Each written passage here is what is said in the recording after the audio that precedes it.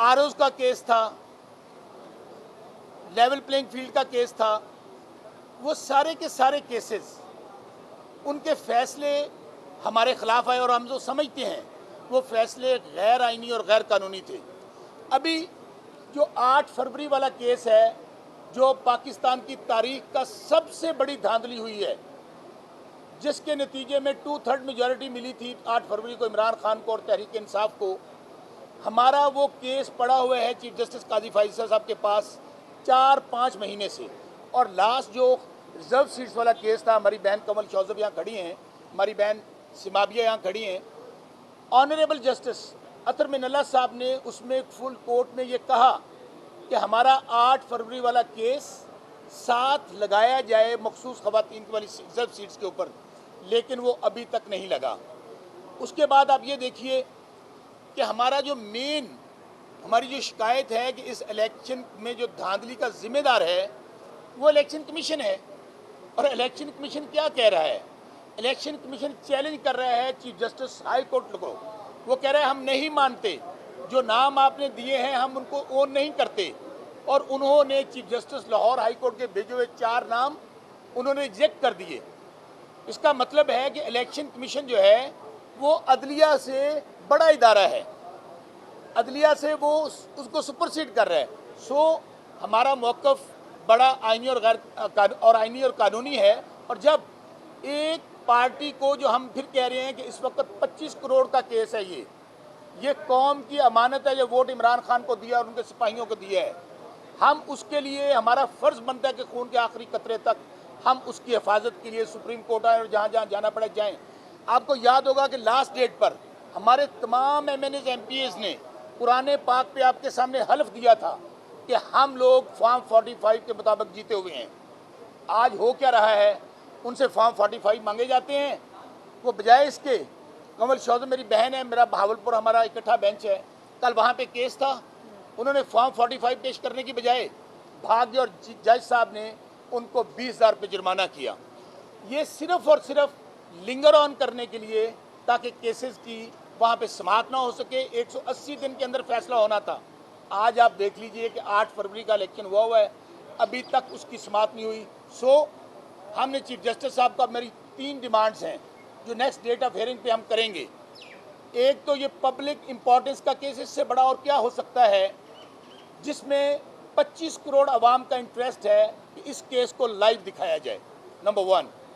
Number 2, हमने additional documents पेश करने हैं।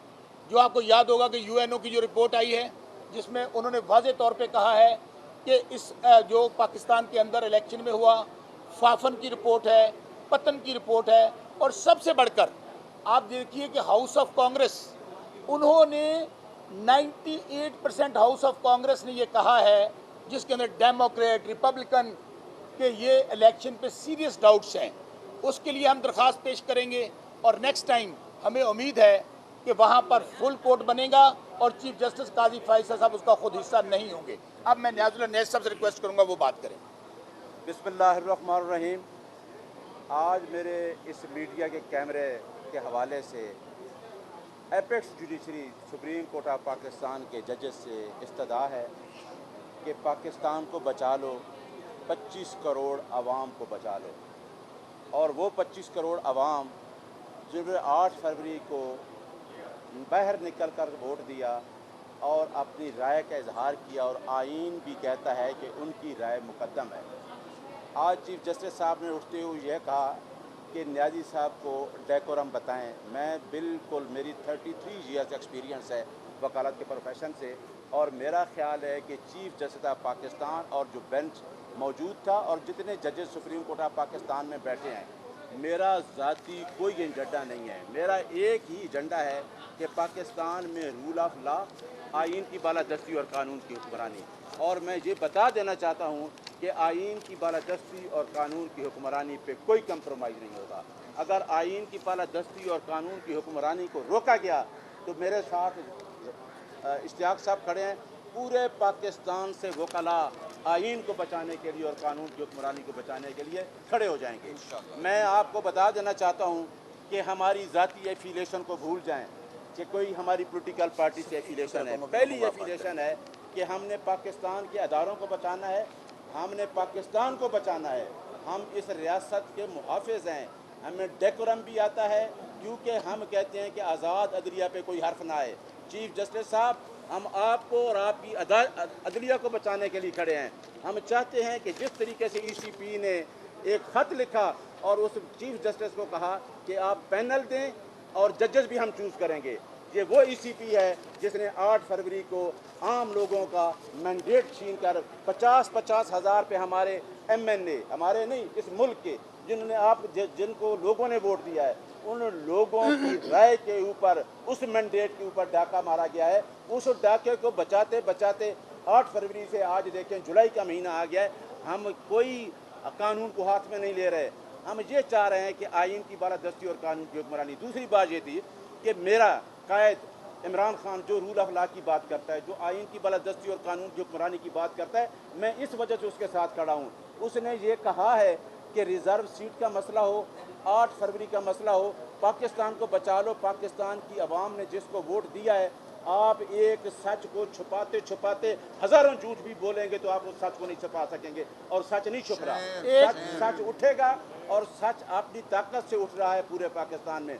हमारी अदलिया से ये रिक्वेस्ट है कि हम इंडिपेंडेंट ऑफ जुडिशरी पे बिलीव करते हैं, हम रूल ऑफ लॉ पे बिलीव करते हैं, हम आइनी और कानूनी जंग लड़ेंगे। हमारा कोई तल्लक उस नून लीग के टोले से नहीं है जिसने इसी सुप्रीम कोर्ट के आके हमला किया था, लेकिन हम आइन की बालादस्ती और कानून की हुक्मरानी पे कोई कंप्रोमाइज़ नहीं करेंगे। इंशाअल्लाह ये हमारे एमएनए एमपी है जिन्होंने आवाम को मैंडेट दिया है, जो हमारा लीडर कैद में बैठा है, आप देखेंगे चंद दिनों में वो हुकूमत भी बनाएगा और हमारे तमाम एमएनए एमपी बाहर। देखें, खान इमरान एक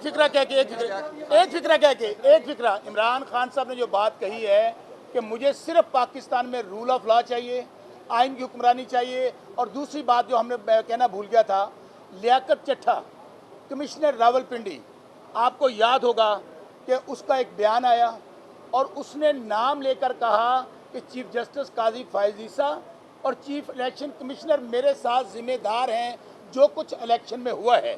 हम वो भी मुतालबा करते हैं कि चीफ जस्टिस काजी फायज़ ईसा पाकिस्तान की अदालत सुप्रीम कोर्ट के चीफ जस्टिस हैं, उनको तलब करें। इतना बड़ा इल्ज़ाम अगर उन्होंने लगाया है तो क्या उसकी कोई इंक्वायरी हुई? क्या उनको ज़मीन खा गई, आसमान निकल गया? तो बस यही हमारी सलाह है। इश्तियाक साहब बात करेंगे, उसके बाद हमारी बहन कमल शौज़ो बात करेंगी। सर ये बताइएगा एक सेकंड